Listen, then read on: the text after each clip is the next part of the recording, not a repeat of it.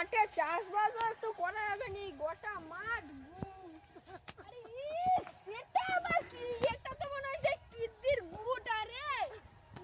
বাবা আরে জুতাটা কি একটা আওয়াজ হইলো না?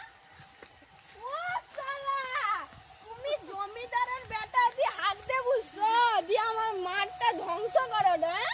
হ্যাঁ চল চল ভাগ। আমার বাবাকে ডেকে আনবো।